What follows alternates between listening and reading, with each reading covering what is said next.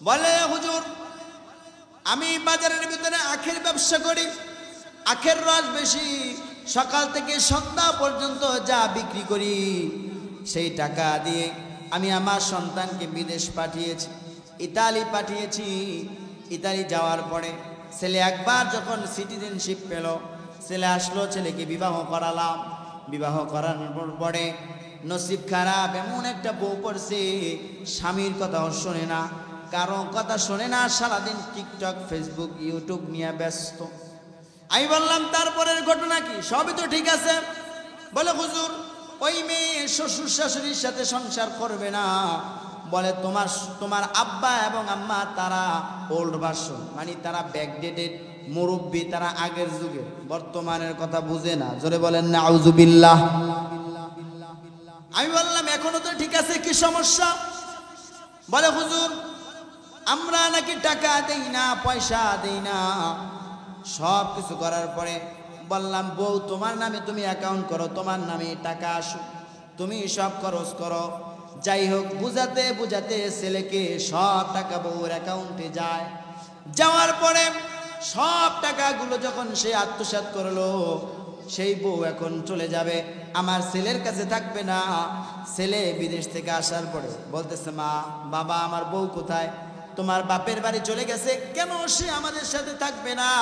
চলে যাওয়ার পরে যখন ছেলের মাথা গরম হয়ে গেছে, গরম হয়ে যাওয়ার পরে বাবা এবং মাকে ছাগল পালতো, ছাগলের রশি দিয়া বাইন্দা ইচ্ছা মতো পিটাইছে। জোরে বলেন না আউযুবিল্লাহ। এমন সন্তান মনে হয় আছে? বলেন আছে না নাই? চিল্লায় বলেন আছে না নাই? প্রিয় ভাইরা আমার, মুরব্বী কেঁদে দিলেন আর বললেন হুজুর এই দোয়াটা আছে কিনা আমাকে একটু জানায় দেন, যদি বলতে পারেন। আমার ঘরওয়ালি আপনার এই রুমের পার্শ্ববর্তী জানালায় দাঁড়িয়ে আছে, আপনি বলেন আমিও শুনবো, আমার ঘরওয়ালিও শুনবে, মুখস্থ করব, তারপরে আমরা এই দোয়াটা পড়ে আল্লাহর কাছে একটা আরজ জানাবো। আল্লাহ যত তাড়াতাড়ি সম্ভব আমাদেরকে মৃত্যু দান করেন। জোরে বলেন না আউযুবিল্লাহ। আমি বললাম মুরব্বী আমি কি বলবো? এমন একটা ঘটনা শোনালেন, চোখে পানি ধরে রাখতে পারলাম না, কি করতে পারি? আল্লাহর কাছে দোয়া করি, আল্লাহ যেন আপনার সন্তানকে হেদায়েত দান করেন। মুরব্বী বলতেছেন হুজুর আমার সন্তান আমাকে পিটাইয়া যদি আমার থেকে দূরে চলে যাইতো কোনো অসুবিধা ছিল না। দূর থেকে ছেলেকে দেখতাম, ছেলে বউ নিয়া নাতি নাতকুর নিয়া ভালো আছে, খুব ভালো আছে, কোনো সমস্যা নাই, আমি তার জন্য দোয়া করতাম, কোনো বরদোয়া করি না। তাহলে কি সমস্যা বলেন? বলে হুজুর আমার সন্তানটা যখন সুন্দর মার্কেট নিয়া ফল ফ্রুট নিয়ে যখন সে তার শ্বশুর বাড়ি গেছে, অটো রিক্সা করে যখন শ্বশুর বাড়িতে চলে যাবে, হঠাৎ করে একটা ট্রাক পিছন থেকে আইসা একটা চাপা দিছে, আমার সন্তান দুনিয়া থেকে চলে গেছে। আমি বললাম যে সন্তান বাপ মানে পিটায়, ওই সন্তানের তো বাচ্চা থেকে লাভ নেই। কথা বলেন ঠিক নেই? বাচ্চা থেকে লাভ আছে? মরে গেছে ভালো হয়েছে, দোয়া করেন।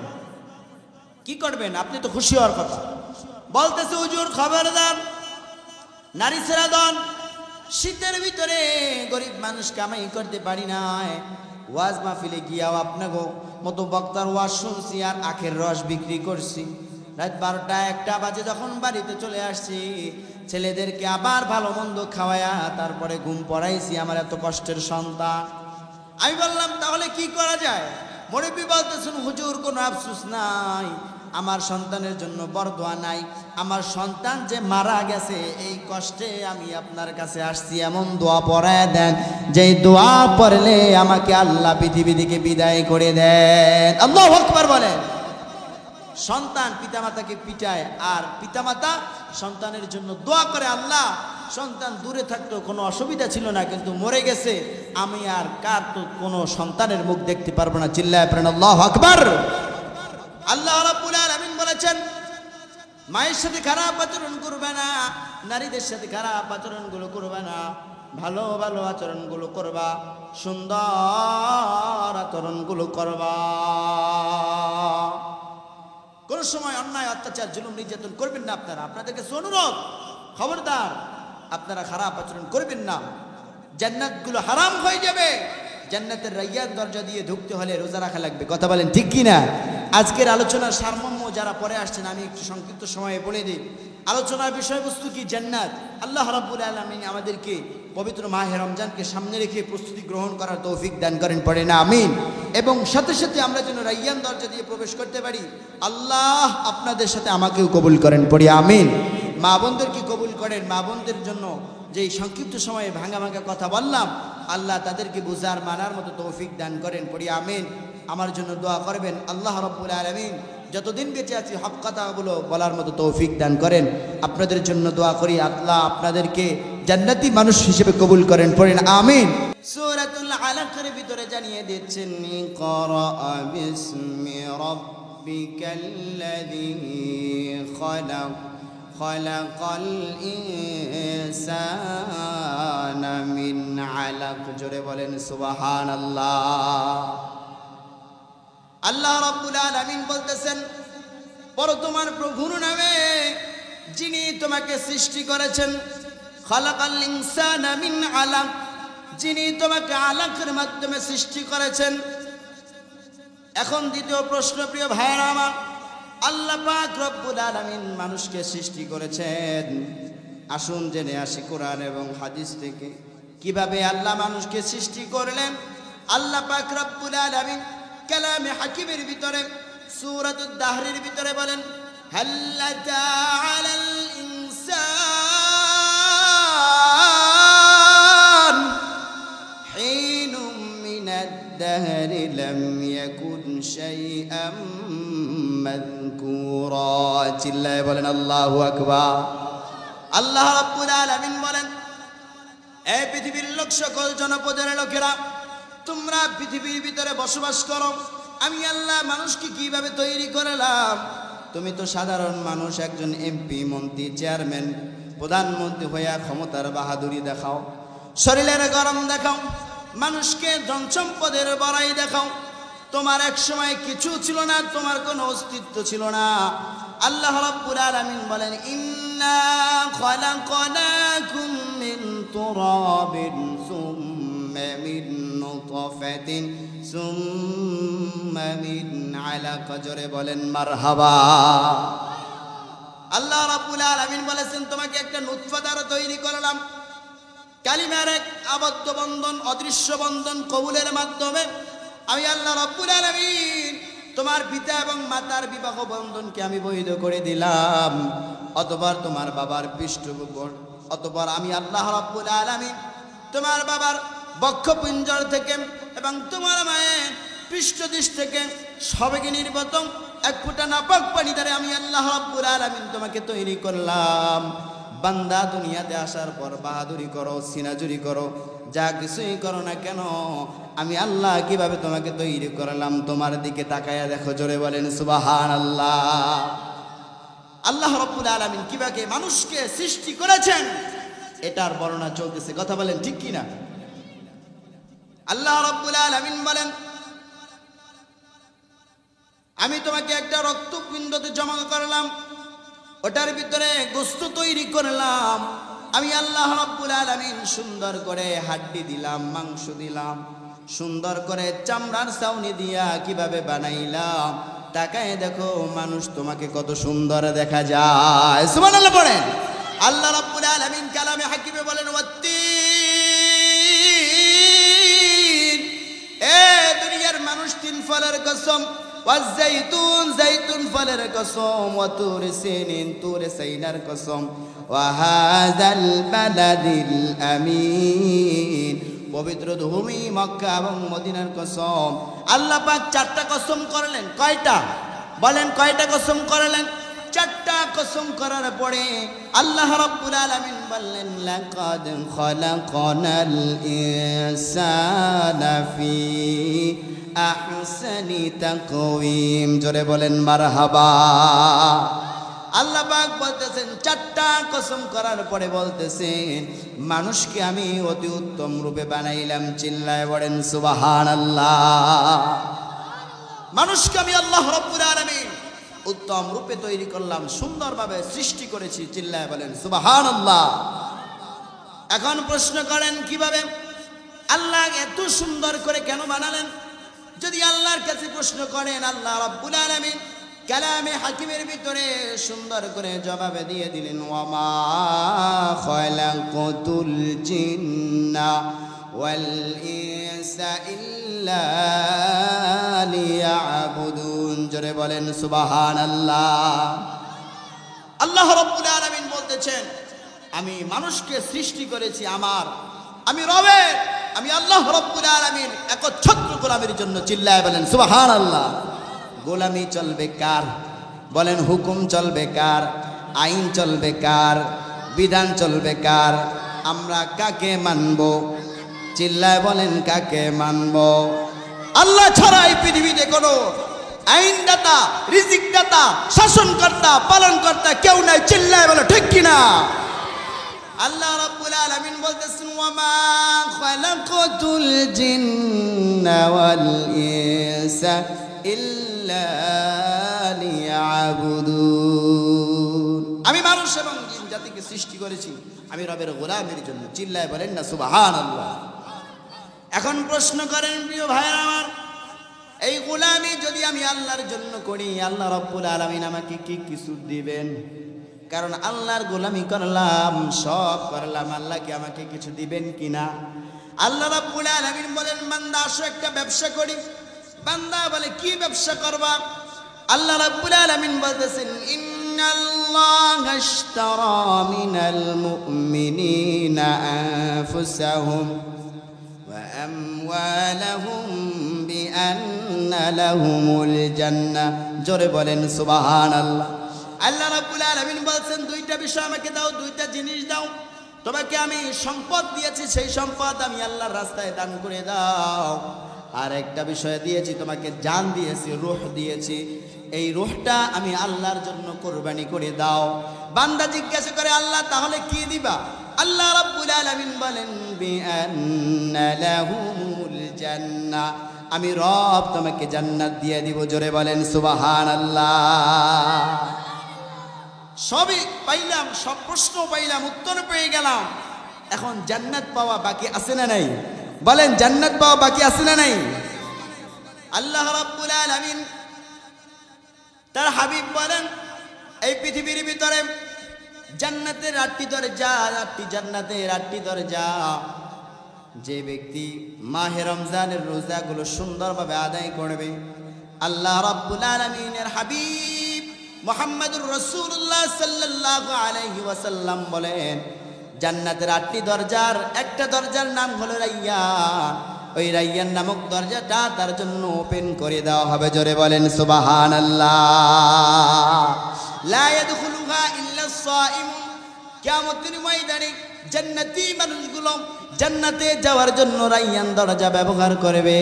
রোজাদাররা ছাড়া এই দরজা দিয়ে আর কেউ প্রবেশ করতে পারবে না। চিল্লায় বলেন সুবহানাল্লাহ। সামনে রমজান মাস আসতেছে কি আসতেছে না? বলেন বলেন আসতেছে কি আসতেছে না? রমজান মাস যখন চলে আসতো, রাসূল সাল্লাল্লাহু আলাইহি ওয়াসাল্লাম বলতেন, আল্লাহুম্মা বারিক লানা ফি রজব ওয়া শাবান ওয়া বাল্লিগনা রমাদান। রজব শাবানে বরকত দাও, রমজান মাসে গুনাহ ঝরাও। আমিন কোন? রজব শাবানে বরকত দাও, রমজান মাসে গুনাহ ঝরাও। আমিন। সপ্তাহ জুড়ে তুমি বরকত দাও, জুমার দিনে তুমি গুনাহ ঝরাও। সপ্তাহ জুড়ে তুমি বরকত দাও, জুমার দিনে তুমি গুনাহ ঝরাও। চিল্লায় পড়েন আমিন। এই রাইয়ান নামক দরজাটা কত বড় হবে?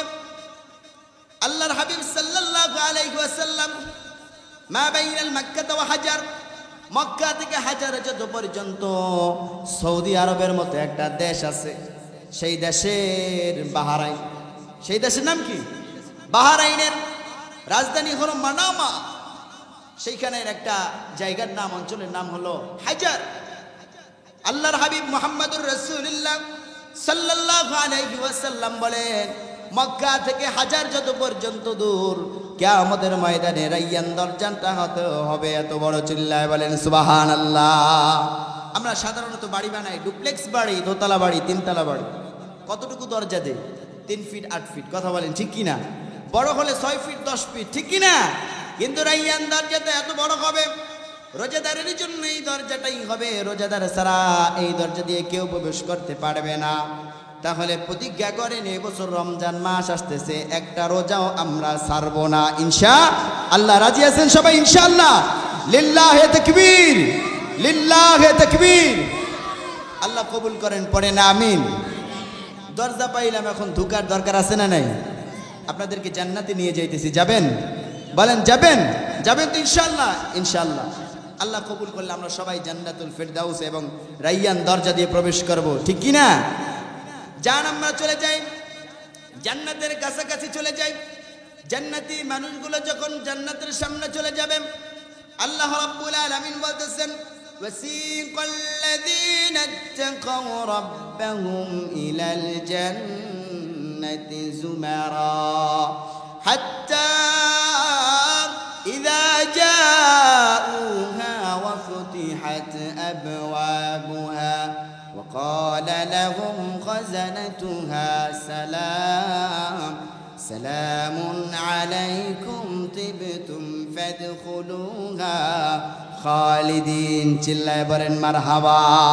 জান্নাত চির সুখের ঘর, জান্নাত চির সুখের ঘর, নয় তো এই পৃথিবী মায়া ঘেরা রঙিন পৃথিবী, নয় তো সুখের খনি। মায়া ঘেরা রঙিন পৃথিবী, নয় তো সুখের খনি। চিল্লায় বলেন মারহাবা। আল্লাহ রাব্বুল আলামিন বলেন, বান্দাগুলো যখন জান্নাতের সামনে চলে আসবে, ফেরেশতারা বলবেন, সেলুট সালাম, আপনাদেরকে লাল সালাম। লাল গালিচা বিছানো থাকবে, জান্নাতি মানুষগুলো সামনে চলে যাবে। প্রথম গেট চলে যাবে। এত সুন্দর, এত ভিআইপি, এত চমৎকার ভাবে আল্লাহ রাব্বুল আলামিন জান্নাতকে সাজাবেন। জান্নাতি মানুষগুলো মনে করবে এটাই মনে হয় জান্নাত, বসে পড়বে, সেখানে বসে খাওয়া দাওয়া আরম্ভ শুরু করবে। ফেরেশতারা বলবে, আপনারা ভুল করতেছেন, এটা তো জান্নাত না, এটা তো জান্নাতের প্রথম গেট। আল্লাহু আকবার বলেন। জান্নাতি মানুষগুলোকে আবার হাঁকাতে থাকবে, সামনে যান, সামনে যান। সামনে যতই যাবেন ততই অভ্যর্থনা, আর জান্নাতি মানুষগুলো মুগ্ধ হতে থাকবে। চিল্লায় বলেন সুবহানাল্লাহ। জান্নাতি মানুষগুলো এইবার দ্বিতীয় গেটের সামনে চলে যাবে। যাওয়ার পরে মনে করবে এটা তো আগের থেকে আরো সুন্দর। সুবহানাল্লাহ পড়েন। মানুষগুলো আবার বসে পড়বে। বসে পড়ার পর যখন জান্নাতি মানুষগুলো আবার দেখতে থাকবে চারিদিকে, সামনে পিছনে, ডানে বামে, উপরে নিচে, এত কালারফুল, এত লাইটিং, এত গর্জিয়াস ভাবে সাজানো হবে জান্নাতকে। সুবহানাল্লাহ পড়েন। জান্নাত কা মজা লে লো, জান্নাত তোমারি হে। আর মুনাফিক কয় দুনিয়া কা মজা লে লো, দুনিয়া তোমারি হে। দুনিয়া থেকে অর্থ সম্পদ কামাই করো, জান্নাতের দরকার নাই, মরার পরে কিছু নেই। জোরে বলেন নাউজুবিল্লাহ। আর মুমিন কয় এরে মুনাফিক বেঈমান, তুই বলো দুনিয়াটা মস্ত বড়, খাও দাও যা করো। কিন্তু মুমিন বলে আসলে দুনিয়াটা কিছুই না, এটা একটা সাময়িক পরীক্ষার স্থল। নবী বলেন আদ-দুনিয়া মাযরাআতুল আখিরাহ, দুনিয়াটা হলো আখিরাতের বাগান। দুনিয়াতে যে যেভাবে রোপণ করবে আখিরাতে সেইভাবে পাবে। মুমিন বললে জান্নাত কা মজা লে লো, জান্নাত তোমারি হে। চিল্লায় বলেন সুবহানাল্লাহ। জান্নাতি মানুষগুলো এইবার সামনে আরেকটু আগাবে। ফেরেশতারা বলবে এটা দ্বিতীয় গেট, এখনো সামনে আরেকটা আছে। সুবহানাল্লাহ পড়েন। জান্নাতি মানুষগুলো আবার উঠে পড়বে। উঠে পড়ার পর জান্নাতি মানুষগুলোকে আবার হাঁকাতে থাকবে, সামনে চলেন, সামনে চলেন। জান্নাতি মানুষগুলো যখন দ্বিতীয় গেটের সামনে চলে যাবে, আবার বসে পড়বে। বলবে এটা তো আগের থেকেও বেশি সুন্দর, মনে হয় এইটাই জান্নাত, আল্লাহ এত সুন্দর করে বানালেন। ফেরেশতারা বলবে না না না, এটা জান্নাত না, সামনে যান, সামনে যান, সামনে আরো সুন্দর আছে, ওই যে দেখা যায় জান্নাত। চিল্লায় বলেন সুবহানাল্লাহ। জান্নাতের সামনে পর্যন্ত গেলাম, এখন আসেন জান্নাতের সাইজটা কতটুকু হবে। সর্বশেষ যে ব্যক্তি জান্নাতে যাবেন, এই দুনিয়ার 10 দুনিয়ার সমান আল্লাহ রাব্বুল আলামিন তাকে জান্নাত দান করবেন। চিল্লায় পড়েন সুবহানাল্লাহ। এটা কি কম বড় অফার? বলেন কম বড় অফার? অনেক বড় অফার। আল্লাহ তুমি কবুল করে চিল্লায় পড়েন আমিন। জান্নাতি মানুষগুলো চলে যাবে, জান্নাতের ভিতরে ঢুকে যাবে। আল্লাহ রাব্বুল আলামিন তার কার্যক্রম শুরু করবেন। শুরু করার পরে জান্নাতি মানুষগুলোকে অনেক বড় লম্বা ঘটনা কমিয়ে দিলাম। জান্নাতি মানুষগুলোকে কি খাবার দেওয়া হবে? চোখের সামনে দিয়ে সুন্দর লাব্বা টুরে যায়, খেতে মনে যাবে, ভুনা হয়ে আল্লাহ রাব্বুল আলামিনের কুদরতে জান্নাতি মেহমানের মুখে চলে যাবে। বলেন সুবহানাল্লাহ। জান্নাতি মানুষের পোশাকগুলো কিরকম হবে? ওয়ালিবাসুহুম ফিহা হারির। জান্নাতি পোশাকগুলো কিরকম সুন্দর হবে? রেশমের তৈরি পোশাক হবে, সবুজ কালার হবে, রং হবে, সেটার উপরে স্বর্ণ খচিত এমব্রয়ডারি ডিজাইন থাকবে। চিল্লায় বলেন সুবহানাল্লাহ। দুনিয়ার ভিতরে পুরুষের জন্য স্বর্ণ ব্যবহার করা নিষিদ্ধ, কিন্তু আল্লাহ রাব্বুল আলামিন কিয়ামতের ময়দানে জান্নাতি মানুষগুলোকে সবুজ কাপড়ের মধ্যে স্বর্ণের এমব্রয়ডারি কাপড় তাদেরকে পরায় দিবেন। চিল্লায় পড়েন সুবহানাল্লাহ। আমরা জান্নাতে যেতে চাই কি চাই না? বলেন চাই কি চাই না? কে কে চাই? তো হাত তুলে আল্লাহকে দেখাই। লিল্লাহে তাকবীর, লিল্লাহে তাকবীর। আল্লাহ আমাদের কবুল করেন। চিল্লায় পড়েন আমিন। এবার আসেন, জান্নাতেও গেলাম, জান্নাতে যাওয়ার কাজ করতে হবে কি হবে না? বলেন হবে কি হবে না? জান্নাতে যাওয়ার জন্য রোজাগুলো সুন্দরভাবে আদায় করা লাগবে, নামাজগুলোকে সুন্দর করে আদায় করা লাগবে। যদি লোকটা চুরিও করে তাহলে তাকে নামাজ ধরিয়ে দাও। নামাজ ধরতে ধরতে এই লোকটা এক সময় চুরি করা বন্ধ করে আল্লাহওয়ালা হয়ে যাবে। কথা বলেন ঠিক কিনা? নামাজের মাধ্যমে আল্লাহকে পাওয়া যাবে। আল্লাহকে পাওয়া গেলে আল্লাহ রাব্বুল আলামিন জান্নাত দিয়ে দিবেন।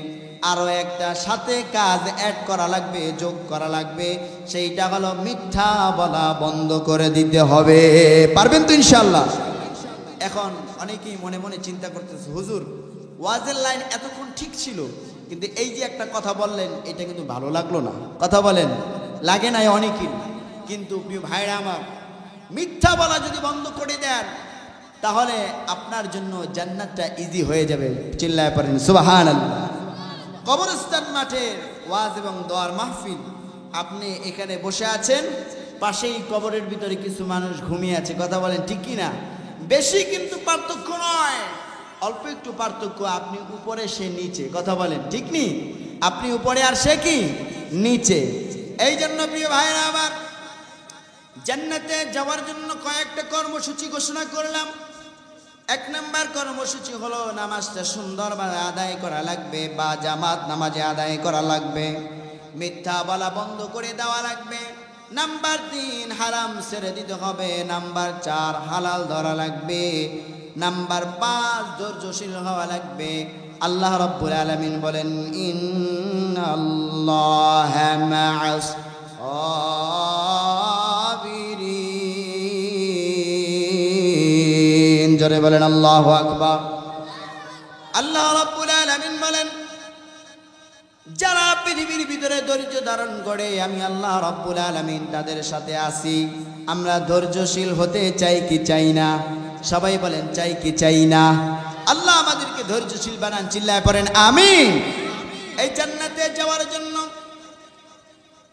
জান্নাতে যাওয়ার জন্য সবচেয়ে সহজ উপায়, তারা যদি 4টা কাজ করে, আল্লাহর হাবিব বলেন 4টা কাজ করলে নারীদেরকে আমি আল্লাহ রাব্বুল আলামিন জান্নাত দিয়ে দিব। চিল্লায় বলেন সুবহানাল্লাহ।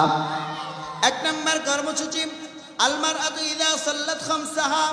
নারীরা যদি 5 ওয়াক্ত নামাজ সুন্দরভাবে আদায় করে তাহলে আল্লাহ তাকে জান্নাত দিয়ে দিবেন। পড়েন সুবহানাল্লাহ। 2 নম্বর কর্মসূচি হলো সামাত শাহরাহা। নারীরা যদি 2 নম্বর কর্মসূচি আদায় করে, রমজানের রোজাগুলো সুন্দরভাবে আদায় করে। 3 নম্বর কাজ হলো তাআত বালাগা।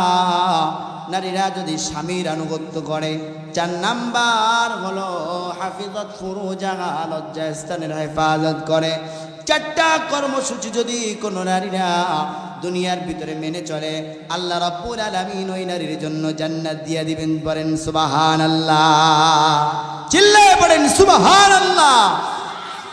যারা এখানে বসে আছেন, নিয়ত কিন্তু চেঞ্জ করে দিয়েছিলাম, পরিবর্তন করিয়ে দিয়েছিলাম, যে নিয়ত যদি করে থাকেন ওয়াজ শুনতে আসছি, তাহলে নিয়ত পাল্টাইয়া নতুন একটা নিয়ত হবে, যেটা আমি নিজে শুনবো, আমলের নিয়ত শুনবো এবং অপরকে দাওয়াত দিব। আগে দাওয়াতটা শুরু করতে হবে নিজের ঘর থেকে। চারটা বিষয় বলেছি প্রিয় ভাইরা আমার, এই চারটা বিষয় যদি মা বোনদেরকে জানিয়ে দেন, তাদেরকে স্মরণ করিয়ে দেন, আল্লাহর হাবিব বলেছেন কোন স্ত্রী যদি জান্নাতে যায় সে কখনো স্বামী ছাড়া যাবে না, আর কোন স্বামী যদি জান্নাতে যায় তার স্ত্রী ছাড়া সে জান্নাতে যাবে না। সুবহানাল্লাহ পড়েন। নারীদের একটা সমস্যা হলো সবসময় নাশুকুর করে। সবসময় দেখবেন তারা বলে যে তোমার সাথে বিয়ে যদি না হইতো কপাল ভালো হইতো। কথা বলেন, বলে কি বলে না? বলেন, বলে কি বলে না? এই যে একটা নাশুক্রিয়া, এই যে একটা নাখাস্তা বান্দা হয়ে যাওয়া, বান্দি হয়ে যাওয়া, আল্লাহ আমাদেরকে, আমাদের মা বোনদেরকে এসব থেকে হেফাজত করেন। পড়েন আমিন। নারীরা যদি এই চারটা কাজ সুন্দর মতো করে, স্বামীর আনুগত্য করে চলে, আল্লাহ রাব্বুল আলামিন এই পৃথিবীর ভিতরে ঘোষণা করেছেন একজন নারীকে তার জন্য আল্লাহ রাব্বুল আলামিন জান্নাতের একটা ঘর বানাবেন, জান্নাতের ভিতরে একটা ঘর বানাবেন। সেই নারী হচ্ছে আসিয়া। সুবহানাল্লাহ পড়েন। আসিয়া ফেরাউনের স্ত্রী, চিনেন আপনারা? নাম শুনেছেন কখনো? বলেন, শুনেছেন কখনো? মা বোনেরা হলো এক একটা রত্ন ভান্ডার, এক একটা স্বর্ণের খনি, এক একটা হীরার খনি। মাদেরকে মর্যাদা করবেন, তাদেরকে কখনো ধমক দিবেন না। কারণ যেই মাকে আপনি ধমক দেন, যেই নারীকে আপনি ধমক দেন, যেই নারীকে আপনি ধমক দেন, কথায় কথায় থাপ্পড় মারেন, কিল দেন, ঘুষি দেন, সুন্দর আচরণ করেন না, ভালো আচরণ করেন না, মনে রাখবেন সেই নারী আপনার সন্তানকে বড় করেছে। মনে রাখবেন সেই নারী আপনার সন্তানকে 10 মাস 10 দিন গর্ভধারণ করে 2 বছর হাওলাইনি কামিলাইন, 2 বছর দুধ পান করিয়ে তাকে কোলে পিঠে করে মানুষ করেছে। খেতে বসেছে মা, সন্তান প্রস্রাব করে দিয়েছে, থালাটা সামনে ঠেলে দিয়েছে। খেতে বসেছে মা, সন্তান পায়খানা করে দিয়েছে, থালাটা সামনে ঠেলে দিয়ে পরিষ্কার হয়ে আবার কিন্তু মা খেতে বসে। কথা বলেন ঠিক কিনা? আল্লাহ রসুলের কাছে একজন সাহাবী গেলেন, ইয়া রাসূলুল্লাহ, ইয়া হাবিবাল্লাহ, আপনি আমাকে বলেন কার খিদমত করব? রাসূল বললেন ক্বালা উম্মুকা, তোমার আমার। আবার বললেন, সাহাবী বললেন ক্বালা সুম্মা মান, অতঃপর কার খিদমত করব? রাসূল বললেন ক্বালা উম্মুকা। দ্বিতীয়বার বললেন তোমার মায়ের। আবার বললেন ক্বালা সুম্মা মান, হুজুর তারপরে কার খিদমত করব? রাসূল বললেন ক্বালা উম্মুকা ওয়া আবুকা, তারপরে তোমার মায়ের, তারপরে তোমার বাবা। চিল্লায় বলেন ঠিক কিনা? আল্লাহ রাব্বুল আলামিন তিনি স্বয়ং বলেছেন যে খবরদার পিতা মাতাকে কষ্ট দিও না। কোরআন বলতেছে ওয়া ক্বাদা রাব্বুকা আল্লা তা'বুদু ইল্লা ইয়্যাহু ওয়া বিল ওয়ালিদাইনি ইহসানা। মুমিন ব্যক্তিরা যদি জান্নাতে যেতে চাও, জনপদের ব্যক্তিরা যদি জান্নাতে যেতে চাও, কখনো নারীর সাথে খারাপ আচরণ করো না, মায়ের সাথে খারাপ আচরণ করো না। রাসূল বলেন আল জান্নাতু তাহতা কদামিল উম্মাহাত, তোমার মাই তোমার জান্নাত, তোমার মাই তোমার জাহান্নাম। তোমার মাই হলো তোমার জান্নাত, তোমার মাই হলো তোমার জাহান্নাম। মায়ের সাথে ভালো আচরণ করবে, সুন্দর আচরণ করবে, মায়ের সাথে ভালোভাবে কথা বলবে, আমি আল্লাহ তোমাকে জান্নাত দিয়ে দিব। মায়ের সাথে খারাপ আচরণ করবা, জান্নাতের ঘেরানো তুমি পাবা না। চিল্লায় বলেন ঠিক কিনা? প্রিয় ভাইরা, বলেছিলাম মনে আছে, আল্লাহ রাব্বুল আলামিন একজন নারীর জন্য এই পৃথিবীতে ঘোষণা করেছেন, তার জন্য জান্নাতে একটা ঘর বানিয়েছেন। তিনি কে ছিলেন? ফেরাউনের বিবি আসিয়া।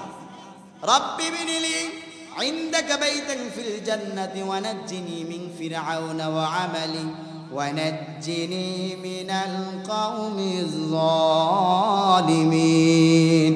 আল্লাহর গোলাম, আল্লাহর বান্দা আসিয়া ডেকে ডেকে বলতেছে, না আল্লাহ রব্বুল আলামিন, ফিরাউন আমার জন্য যে নির্যাতন করে, আমার উপরে তার সৈন্যবাহিনীরা যে নির্যাতন করতেছে, এই নির্যাতন থেকে আমাকে বাঁচাও, তার নির্যাতন থেকে আমাকে বাঁচাও।